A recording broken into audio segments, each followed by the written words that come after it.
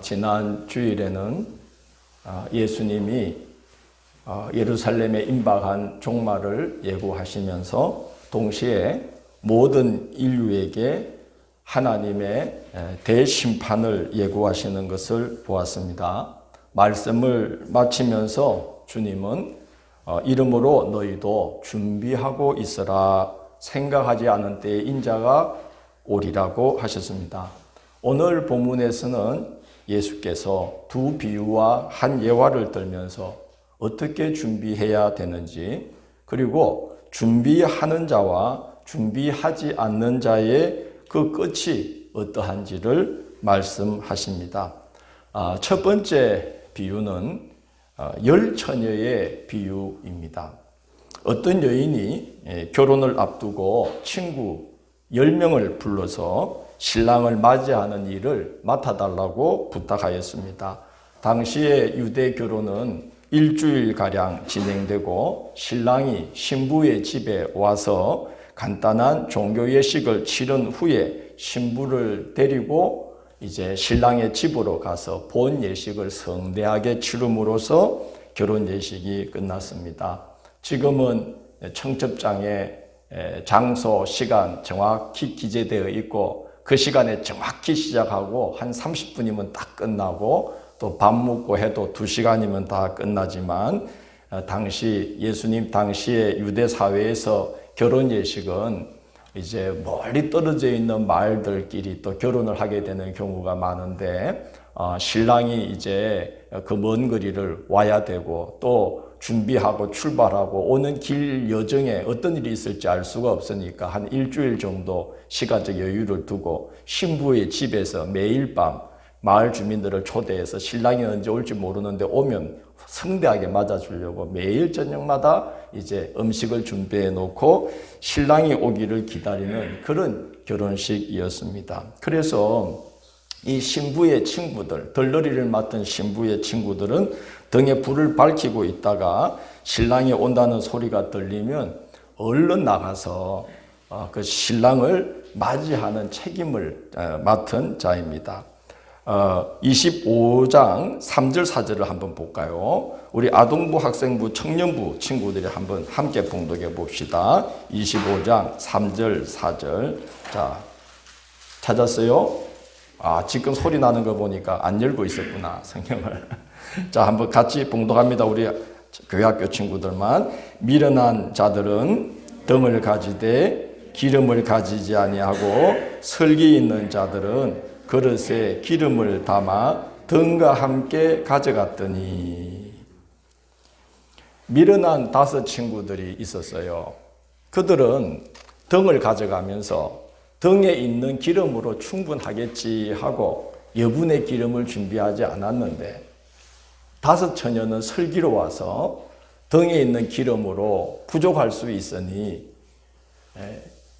여분의 기름이 필요하리라 생각하고 또 그릇에 기름을 담아가지고 갔다는 것입니다. 신랑이 이제나 오래나 저제나 오려나 등불을 켜고 기다리고 있던 중에 어느 밤중에 갑자기 신랑이로다 맞으러 나오라 하고 신랑 일행이 앞서 와서 신랑 행차를 알리는 소식을 전합니다. 우리도 전에는 결혼할 때 그랬죠.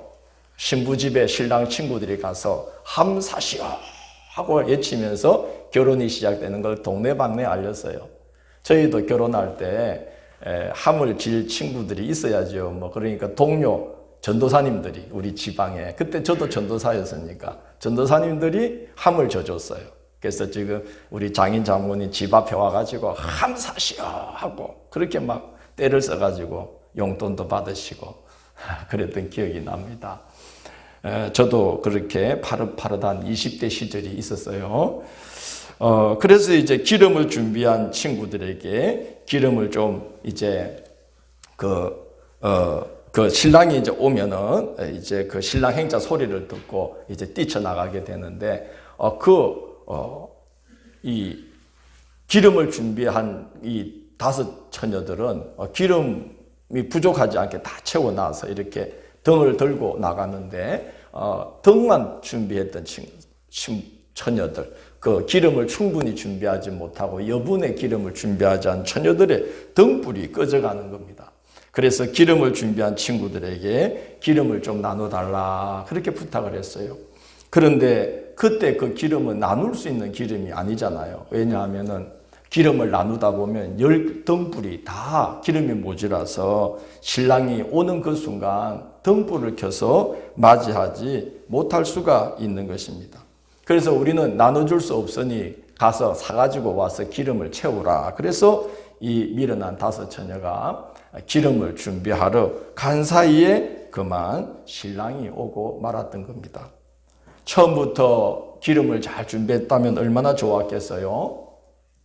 준비하지 못했다 하더라도 결혼식이 일주일간이나 진행이 되는데 그 사이에 준비하면 얼마나 좋았겠어요. 그러나 이 미련한 5 처녀는 결혼식이 진행되는 동안 매일 저녁마다 차려지는 음식과 여흥에 정신을 빼앗겨서 기름을 준비하는 것을 잊고 자신들이 신랑을 맞이할 사람들이라는 사실을 까마득하게 잊어버리고 그냥 잔치의 분위기에 젖어버리지 않았나 하는 생각이 듭니다. 뒤늦게 기름을 사서 왔지만 신랑이 와서 신부와 등불을 밝혀 자기를 맞이한 신부의 친구들을 데리고 본 예식이 열리는 자기 집으로 가버리고 말았습니다. 신부의 덜러리로 결혼 예식에 참여한다는 것은 굉장한 그런 혜택이 있습니다. 왜냐하면 본 예식은 얼마나 성대한지 몰라요.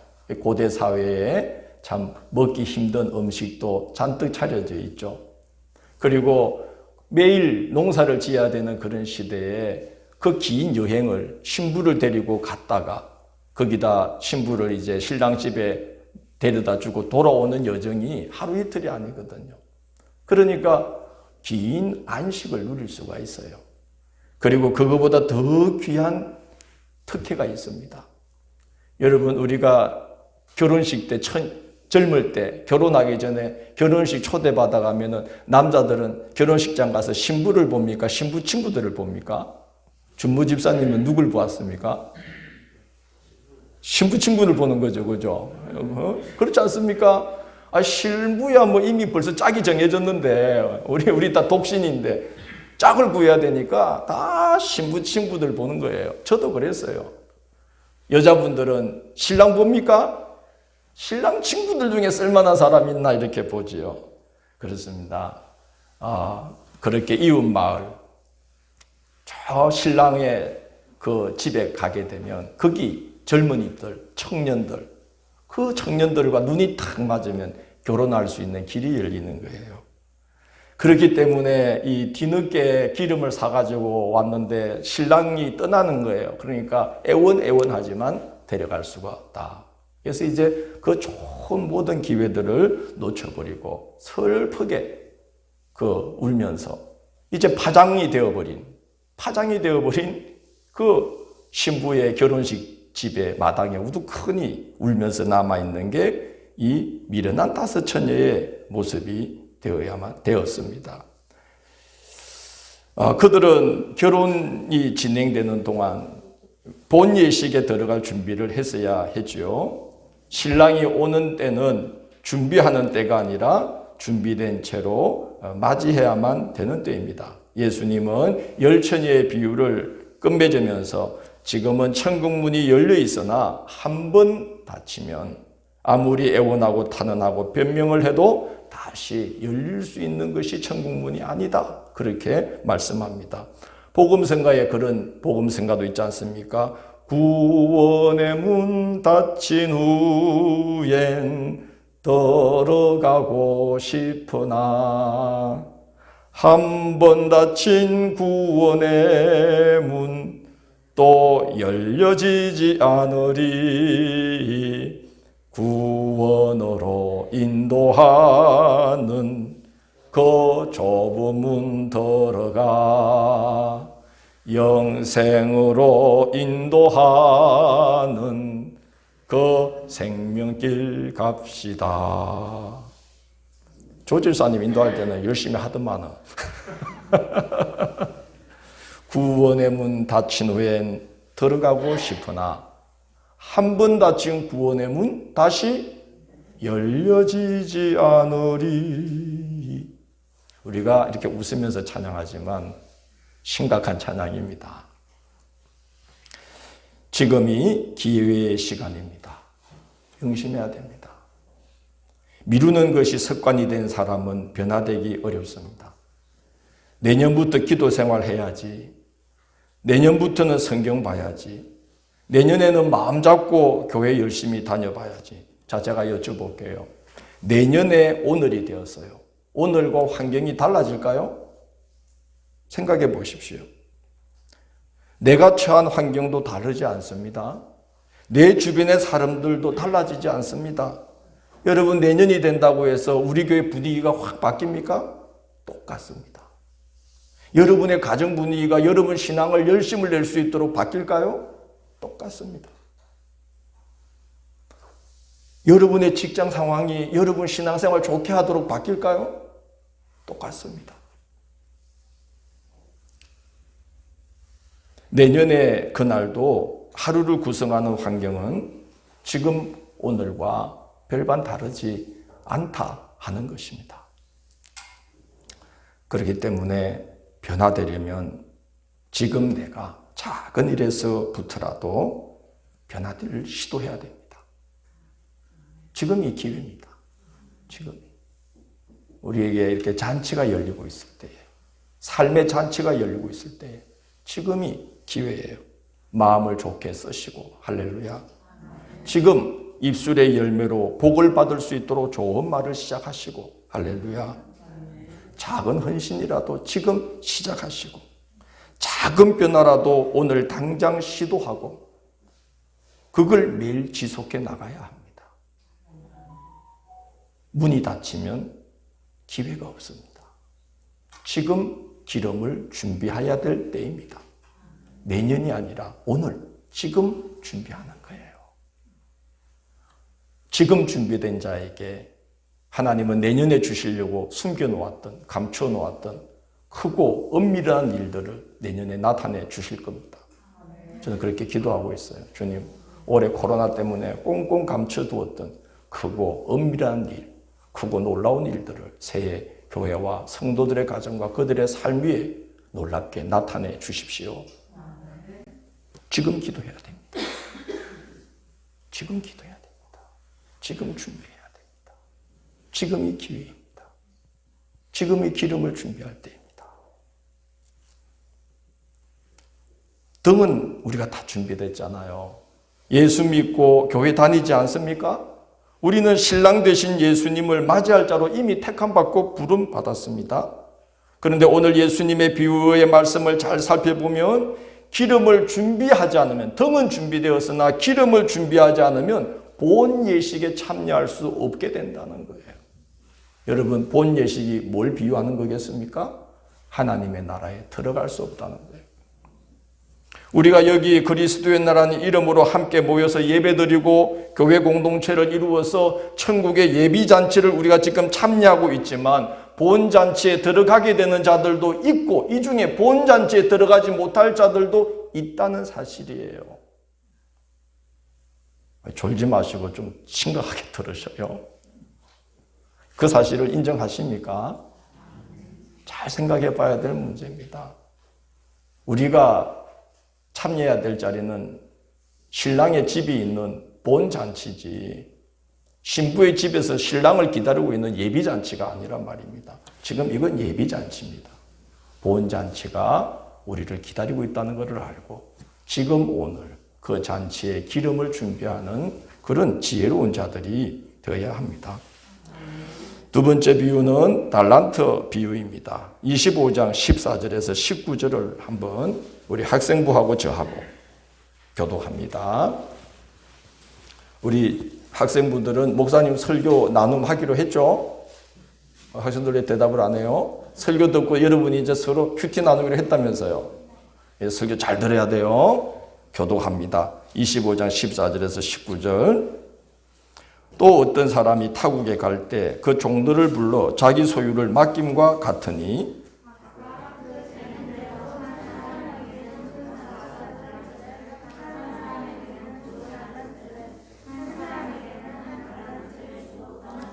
5달란트 받은 자는 바로 가서 그것으로 장사하여 또 5달란트를 남기고,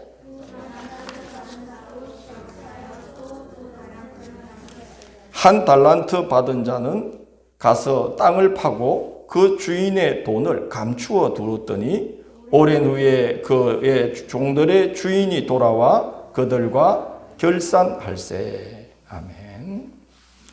자, 보십시오. 5달란트 받은 자와 2달란트 받은 자는 받고 나서 어떻게 했다 그러죠? 바로 가서, 기회가 있는 그때에 바로 가서 활용을 했다는 거예요. 열처녀의 비유로 치자면 기름을 여불로 잘 준비했다는 거죠. 그런데 한 달란트 받은 자는 가서 그걸로 뭘 했다는 거죠? 땅을 파가지고 그거를 땅에 감추어 두었다는 거예요. 근데 18절을 보면 그 한 달란트를 가리켜서 예수님은 뭐라고 표현하고 있냐면 그 주인의 돈이라는 거예요. 그 한 달란트의 임자가 누구라는 거예요? 주인이라는 거예요, 주인. 감춰둘 수 있는 돈이 아니라 한 달란트라도 누구 거예요? 주인 거예요. 지금 자기가 주인 걸 받아서 땅에 묻어두면 안 되는 그런 주인의 거라는 거예요. 그럴 거면 그 많은 종들 중에 굳이 이 세 사람을 택하여 돈을 맡길 이유가 없지요. 잘 관리해 달라고 택하여서 청지기로 부른 겁니다. 여러분, 고대 사회에서 종이 신세를 고치는 길이 몇 가지가 있는데 지금 이 세 사람에게 바로 그런 기회가 주어진 거예요. 잘 감당하면 요셉이 애굽의 왕의 시위대장 보디발의 집에서 모든 재반 사무를 맡는 종의 지위에, 총무의 지위에 올라간 것처럼 종 중에서도 최고 높은 지위에 올라갈 수가 있고요. 주인의 재산을 상속받을 수도 있고, 심지어 주인에게 입양이 되어서 종의 굴레를 벗어나서 자유민이 되는 기회가 지금 이 세 사람에게 주어진 거예요. 자, 제가 여쭤볼게요. 그렇다면 이게 한 달란트가 작은 거예요, 적은 거예요? 큰 거예요. 그것 때문에 이제 자기 자신이 달라질 기회가 주어진 거예요. 그런 귀한 기회가 오직 주인의 선택에 의해서 자기에게 주어진 거예요. 자기가 잘나서가 아니고 그냥 주인이 세 사람을 선택했는데 그 중에 자기가 선택된 거예요. 너무 귀한 기회가 주어진 거예요. 입양될 수도 있고 총무의 자리에 오를 수도 있고 또한 주인으로부터 칭찬을 받을 수도 있는 기회가 이 한 달란트 속에 주어져 있었던 거예요. 그런데 그런 귀한 기회를 그냥 땅 속에 묻어버렸어요. 왜 그랬을까요? 똑같은 종인데 왜 저 사람들한테는 5달란트 주고 2달란트 주면서 나는 왜 한 달란트인가? 그렇게 생각해서 기분이 나빴던 걸까요? 그래서 저는 그렇게 생각합니다. 한 달란트면 어때요? 5달란트든 2달란트든 1달란트든 그 달란트 속에는 이제 뭐가 준비되어 있냐면 기회가 준비되어 있는 거예요. 그들에게 그 받은 걸 통해서 지금 자기들의 상황과는 전혀 다른 세계가 선물로 주어질 기회가 바로 그 한 달란트에 주어져 있다는 거예요. 그러면 그 한 달란트가 작은 거예요, 적은 거예요? 절대 적은 거 안 되네요. 한 달란트면 어때요? 함께 봅시다. 한 달란트면 어때요? 옆에 친구들한테 한 달란트 괜찮습니다. 그럼요. 제가 경험했어요. 제가 교회가 폐쇄되는 바람에 새벽기도 하시는 분들이 너무 중요한데 새벽기도도 못 나오지 성경통도 집에서 하세요 하면 안 할 게 100에 90이 분명해. 못해요. 그래서 어떻게든 성경을 읽게 하려고 이제 그거를 영상을 찍어가지고 각 성도님들에게 처음에 보냈잖아요. 여러분 그거 제가 기계치라고 말씀드렸잖아요. 처음에 그거 하는데 어설프기가 이루 말할 수 없었어요. 뭐 어떻게 해야 될지 몰라가지고 하고 찍어보니까 영상이 찌그러져 있는 거예요. 20도로. 또 어떤 날은 열심히 찍었는데 보니까 블루투스 스피커에 스위치를 안 누르고 찍었네. 한 2시간 걸리는데 준비하고 달라면. 기가 막히고 서글픈 거예요. 여기저기 물어가면서 이거 어떻게 하면 되냐. 인터넷 뒤져가지고 또 영상을 갖다가 회전해서 방향을 바꾸는 뭐. 여러분, 큰 대형교회를 제가 여러 곳에 가봤잖아요. 야, 거긴 요즘 목사님들이 영상 설교하는데 방송국 수준이에요. 장비가, 조명이 방송국 수준이야, 조명이. 근데 저는 스탠드 하나 켜놓고 해요. 여러분, 그 카메라가 5대가 이렇게 목사님 딱 잡아요. 앵글을 여러 개로. 그리고 코디해 주시는 분들이 있어가지고 딱 방송 전에 막 머리 싹 이렇게 싹. 저는 제 목양실에 저 맞은편에 보이는 창에다 이렇게 보고 이렇게. 그리고 영상이 끝나면 미디어학과 전공한 출신들이 그 교회에 능력자들이 엄청 많은 거야. 그래가지고 영상을 너무 보기 좋게 편집을 싹 끝내서 딱 올려요. 목사님은 뭐만 하면 돼요? 설교만 하시면 돼요.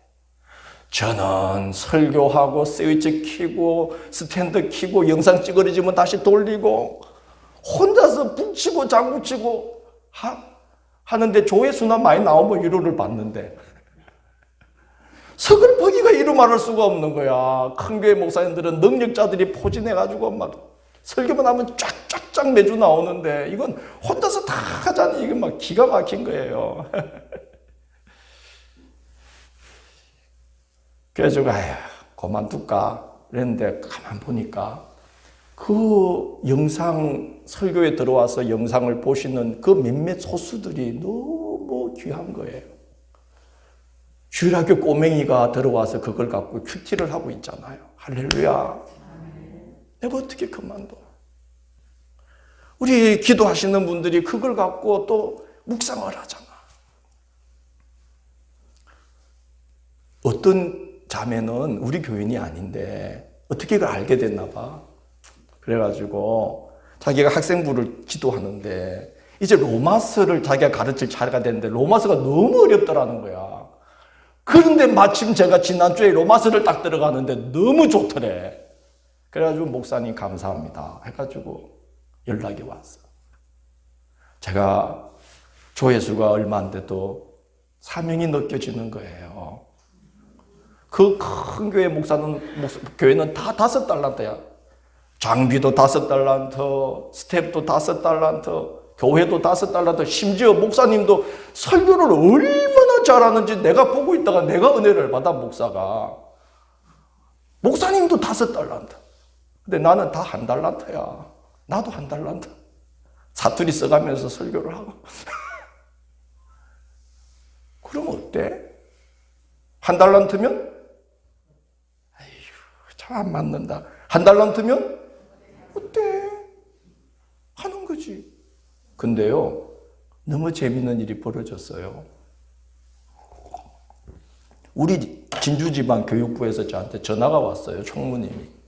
목사님, 코로나 때문에 우리가 모여서 사경회를 못하니까, 왜 사경회 우리 다른 교회 가서 성경 공부하는 게 있잖아요.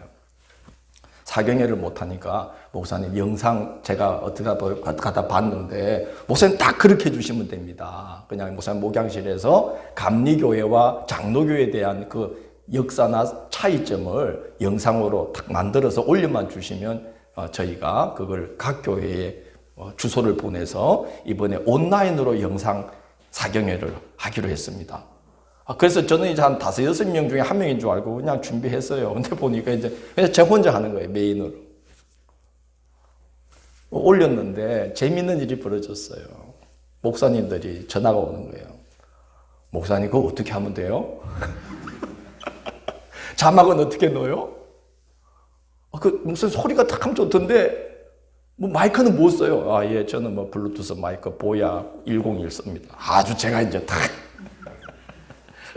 그래서 목사님들이 배우러 오신대요. 1달란트면 어때? 하니까 기회를 열어주시는 거예요. 그 10몇 명을 붙잡고 제가 한 분 한 분이 너무 귀해서 포기하지 않고 매일같이 한 4시간씩 실험을 하면서 했는데 지방 교우들을 위해서 이제는 영상을 올릴 수 있게 축복해 주시더라고요. 한 달란트면 어때? 묻어두는 것보다 그걸 하면 그걸 통해서 5달란트 받았거나 2달란트 받은 사람들에게 열릴 똑같은 기회가 1달란트를 쓰는 자에게 열려주는 줄 믿습니다. 그렇게 하는 거예요. 교회도 그렇습니다. 아유, 우리 교회 작은 교회가 우리가 다 뭐 뜻도 안 맞는데 아니에요. 뜻 다 맞고 하는 교회가 어디 있어요? 하는 교회에 열어주시는 거예요. 1달란트면 어때요? 그래서 저는 기도하고 있습니다.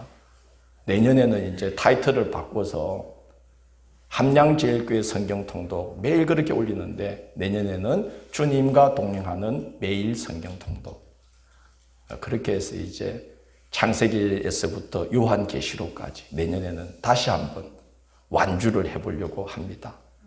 주님이 또 어떤 기회를 열어주실지 누가 알겠어요? 1달란트면 어때요? 우리 학생 여러분 기억하십시오. 목사님 1달란트 받은 사람인데 쓰니까 뭘 열어주셔요? 기회를 열어주시는 거예요. 1달란트면 어때요? 할렐루야. 할 수 있어요. 여러분 1달란트가 작은 거 아닙니다. 왜 예수님이 이 비유를 하시는지 아셔야 돼요. 1달란트가 얼마 정도 되겠어요? 우리 윤우 한번 생각해 봐요. 1달란트 어느 정도일까? 돈으로. 한 10,000원? 자, 여러분 1달란트가 6,000데나리온이에요. 그 당시에 노동자 하루에 품삯이 1데나리온이에요. 우리 돈으로 한 10만 원. 근데 1달란트가 얼마예요? 6,000데나리온이면 노동자가 한 푼도 안 쓰고 몇 년을 모아야 되는 거예요? 20년을 모아야 되는 돈이에요. 지금 이 사람이, 이 종이 그 귀한 걸 귀한 줄 모르고 5달란트 받은 사람, 2달란트 받은 사람 보고 에이 이러고는 묻어둬 버렸다는 거예요. 그러나 예수님 말씀은 하나님이 우리에게 주신 기회들은 알고 보면 너무나 무궁무진한 너무 귀한 기회들이 우리에게 주어져 있다는 것을 말씀하기 위해서 이 사람이 1달란트 받았는데 그 가치를 모르고 땅에 묻어뒀다는 거예요. 여러분, 우리가 하나님께 받은 은사, 받은 기회, 열매를 맺으라고 예비해 놓으신 것들을 청량하고 그리고 그것을 할 때에 하나님이 주실 기회들을 또 우리가 생각해 본다면 1달란트는 정말 6,000데나리온보다 더한 귀한 가치들이 거기에 다 담겨 있는 거죠. 지금 내가 내 스스로만 내가 나를 볼 수 있고 내가 나를 확신할 수 있는 그런 능력 이상이 하나님이 나한테 다 예비해 놓은 거예요. 우리 교회의 하나님이 우리가 바라보고 예상하고 눈으로 보는 것 이상으로 하나님이 우리 교회에 엄청난 것들을 준비해 놓으신 거예요. 1달란트가 작은 게 아니에요. 이 이치를 깨닫기를 원합니다. 하면 되는 거예요. 처음이 어려워요. 저도 해보니까 처음이 너무 어려워요. 나는 요즘 눈에 핏발이 다 서 있어요. 지우야 한번 봐라. 매일 몇 시간씩 성경을 보고 주석을 봐야 되고 이게 쉬운 일이 아닌데 제가 깨달은 게 그거예요. 내가 이걸 안 했으면 아마 딴 걸 하고 있을 거야. 뭐 화단을 가꾸고 있든지 뭐 사람 만나서 뭘 하고 있든지 이번에 하면서 깨달은 게 목사가 눈에 핏발이 서더라도 매일같이 이렇게 성경을 붙들고 씨름하는 게 목사의 하루여야 하는구나. 나 이거 이번에 깨달았어요. 힘들어도 그걸 붙잡고 씨름하는 게 목사의 일이고 직장 일로 무슨 일로 힘들어도 말씀 붙들고 기도 붙들고 씨름하는 게 우리 성도의 본분인 줄 믿습니다. 그걸 알아야 돼요. 그걸 안 하고 딴 거 다 하고 딴 데 다 시간 보내고 딴 데 다 에너지 쏟고 나서 주님 복을 주시옵소서. 어떻게 복을 줘요? 우리는 주님이 지금 우리에게 주신 이 기회의 시간들이 어마어마한 시간이라는 걸 알고 나는 1달란트 받았는데 절대 그러지 마시고 그냥 그거를 힘들어도 시작하시고 선한 일들을 시작하시고 중요한 건 그거를 지속하시기를 원합니다. 그러면 됩니다. 지속하게 해달라고 기도하십시오. 그러면 되게 해주십니다. 이제 그 마지막 비유는 예화인데요. 목자가 양과 염소를 구분하는 날이 온다. 그렇게 말씀을 하고, 목자가 낮에는 다 이렇게 들판에 양과 염소가 같이 풀을 뜯게 두지만 밤이 되면 우리에 넣는데 같이 못 넣는다는 거예요. 왜 같이 못 넣을까요? 양은 양대로, 염소는 염소대로 넣는다는 거예요. 구분을 한다는 거예요. 왜 그러겠어요? 양이 성질이 좋을까요? 염소가 성질이 좋을까요? 그래서 온순히, 양순하다 그러잖아요. 양이 양순해요. 염소는 뿔이 뾰족하고 날카롭고 성질이 누가 더럽다 그러시는데 교회에서 쓸 용어는 아니고 싸나워요, 성질이. 그래서 들판에 있을 때야 양이 피할 수도 있고 도망갈 수도 있는데 우리에다가 밤에 집어넣으면 양들이 잘못하면 죽어요, 들이받쳐서. 그래서 밤이 되면 양은 양대로, 염소는 이 말씀은 뭐겠습니까?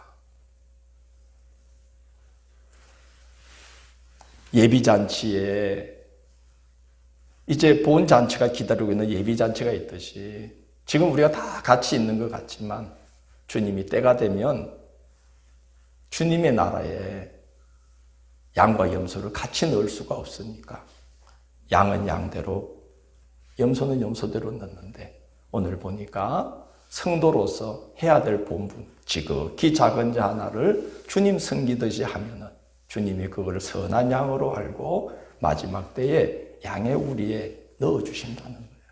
그래서 자기 오른편에 두신다는 거예요. 그래서 오늘 주님이 모든 비유를 마치면서 의인은 영생에, 악인은 영불에 처해진다.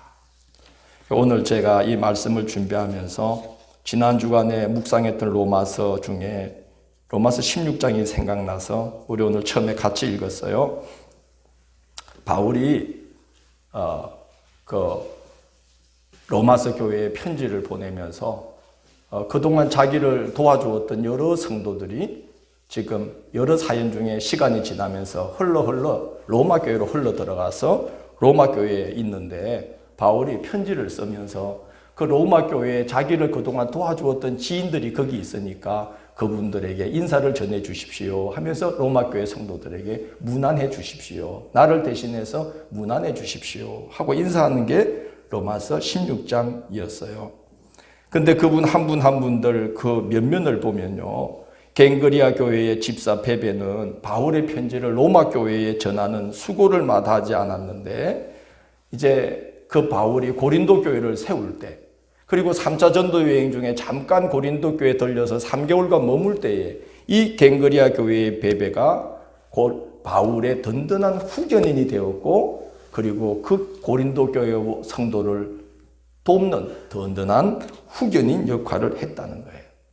또 보니까 브리스가와 아굴라 부부가 있는데 이들은 바울의 사역을 얼마나 그동안 열심히 도왔는지 바울을 위해서라면 이 브리스길라와 아굴라 부부가 뭐까지도 아끼지 않고 목을 내놓는 것까지도 아끼지 않고 바울의 사역을 도왔다는 거예요. 그래서 그런 분들이 지금 당신네 교회에 가 있으니까 알아주고 나 인사를 대신 좀 전해달라는 거예요. 더 놀라운 건 브리스길라와 아굴라 부부는 자기 집을 예배에 스스로 내줬어요. 그래서 네 집에 있는 교회에 문안하노니 그랬어요. 우리가 속기 한번 드리려고 해도 부담돼요, 부담 안 돼요? 청소해야 되고 얼마나 부담되는데 브리스길라 아굴라 부부는 자기 집을 그때 성도님들은 매일같이 모여서 예배드리고 교제를 했는데 자기 집을 예배 처소로 오픈했다는 거예요. 그래서 문안해달라. 얼마나 귀해요. 에베네도 같은 사람은 아시아에 처음 익은 열매다. 여러분 이거 칭찬 아닌 것 같지만 엄청난 칭찬이에요.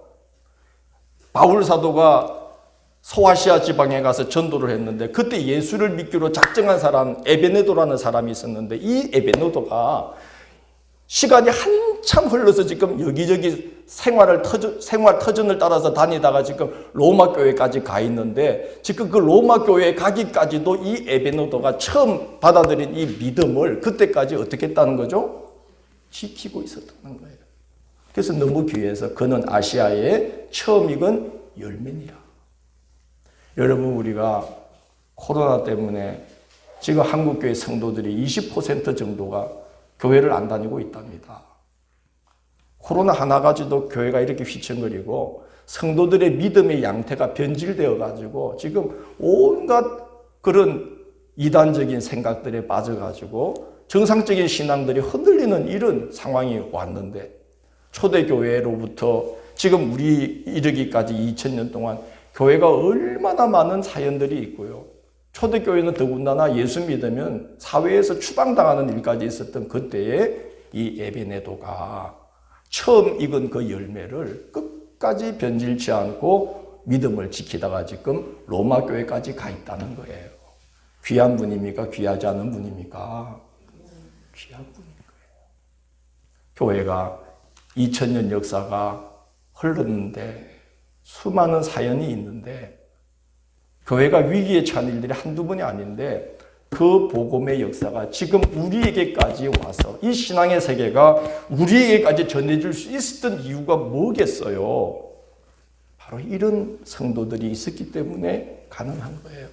그래서 저는 로마서 16장을 읽으면서 그런 생각했어요. 아, 성도는 신앙의 생활이 1년, 2년 그냥 지나가는 것 같지만 성도의 신앙의 여정에는 반드시 이름표가 붙는구나. 함께 해볼까요? 성도에게는 이름표가 붙습니다. 이름표가 붙습니다. 여기 브리스길라와 아굴라, 에베네도, 베베, 로마서 16장에 나오는 그 주옥 같은 이름들요, 아름다운 이름표를 붙였어요. 여러분, 우리가 주님 앞에 설 때 그냥 서는 게 아니라 성도는 가슴팍에 이름표 붙이고 주님 앞에 섭니다. 이름표 붙이고 섭니다.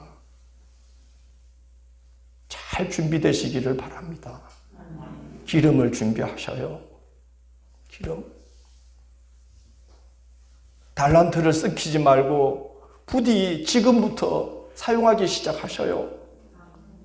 부디 염소 같은 성도 되지 마시고 목자의 말을 듣는 양무리들이 되어 주십시오. 그게 좋은 이름표를 붙이는 비결입니다. 그래서 이 환난 때에, 말세에 신앙을 브리스길라처럼, 아굴라처럼, 에베네도처럼, 베베처럼 16장에 나와 있는, 로마서 11장에 나와 있는 그 귀한 성도들처럼 제발 귀한 이름표를 붙이고 신앙생활 합시다. 그리고 그 이름표 붙이고 주님 앞에 서는 거 아니겠어요? 여기 앞으로 기회가 많이 남은 우리 학생들은 기회가 많이 남았기 때문에, 우리는 또 주님 앞에 설 날이 얼마 남지 않았기 때문에 좋은 이름표 달기를 힘써야 되는 줄 믿습니다. 그렇게 잘 준비되어 영생에 이를지언정 영벌에 처해지는 일이 없도록 이 말세에 미혹당하지 마시고 믿음을 굳게 지키면서 잘 준비되시는 여러분의 이 연말의 시간들이 되시기를 축원합니다.